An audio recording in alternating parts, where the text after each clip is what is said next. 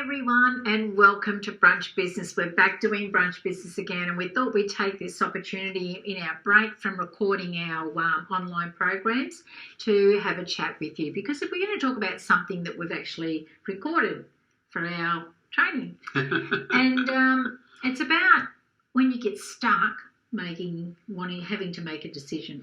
Or just the direction that you need to go in, trying to work out what anything that you're trying to do.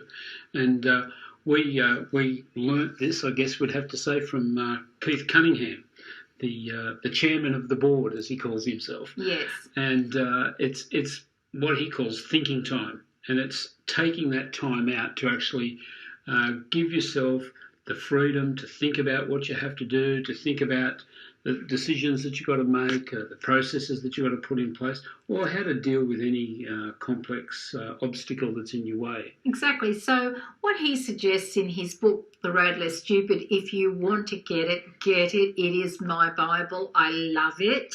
Gary's got a digital copy. I've got the paper copy. I've got sticky notes all through mine. But the important thing is that he says that to take some time out every day to have some thinking time, and I do that religiously every day.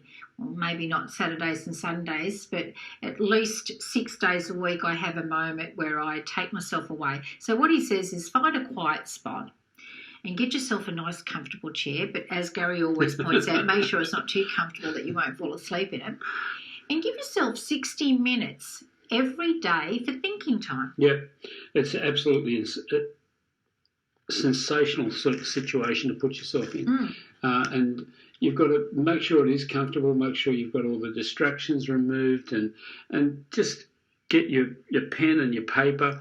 And here we go, the diary queen. Yeah, but not only that, Gary, make sure you set a timer and then put the timer aside and forget it's there.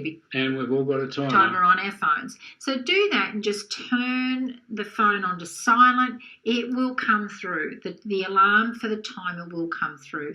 And I have to say, if you go to use a diary and you use this is my latest one, my latest diary that I use to record all my thinking time, and I've got my own special pen that I use. But the good thing, the important thing, should I say, about the diary is make sure it's a hard cover. Make sure it's got a hard cover, so that once you've written your question down, and you've recorded everything on there, you can actually date this. So this probably takes me about 3 months to fill. So I date it. I put a label on the outside here and I date it and I stick it into my bookshelf behind my desk. It's really great because sometimes it can lead you to places where you don't even think you're going to go. So what he says is the very first thing to do is write the question out, or the obstacle or the challenge, whatever it is, write it down and really think about it. Yeah, Gary. give yourself come up with all the whys about it. The whys and hows and what if this happens and what if. Write it all down. Record everything. And the one mistake I did when I first started doing it was, if I had thought about the actual issue that I was thinking about, sometimes I wouldn't write what I thought about and thought, I'll leave that for later. And boy, oh boy, was that a mistake. Write everything you're thinking about. And if you come up with another question, follow it to a degree. But if it's taking you off the actual issue, write that question down. You think, oh, well, what about if I want to grow flowers? Write that down. I actually use a pen with 4 different colours in it. So I write it in green and I put a square, I put a border around it, so I know that's a new question for my next thinking time. So it's very worthwhile doing that so that you stay focused on the question. So, But as Keith says, sometimes the sidetracks lead you to a different answer altogether. Yes. So sometimes you'll have that other question come up and you'll start tracking down. If it does go off course of your main question, then, as Yoli said, box it and put it aside and make sure that you've got it tagged to get back to.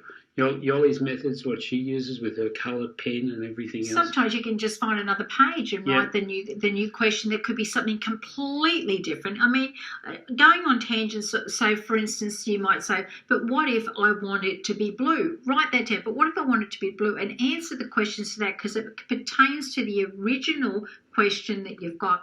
So write them all down.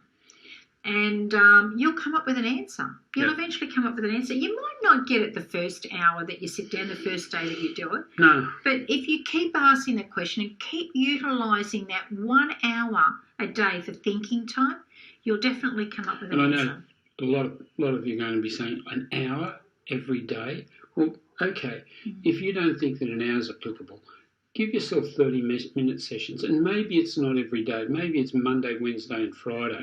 But once you start doing it, you'll find that you're going to enjoy the results that you're getting from actually providing yourself with that thinking time. Yes, and make sure once you've made the decision, once you've got the answer to your question, take action. So that's all from us, from Beyond Deck. So for Brunch Business, should I say, have a great week, guys, and we look forward to seeing you next week. Keep smiling.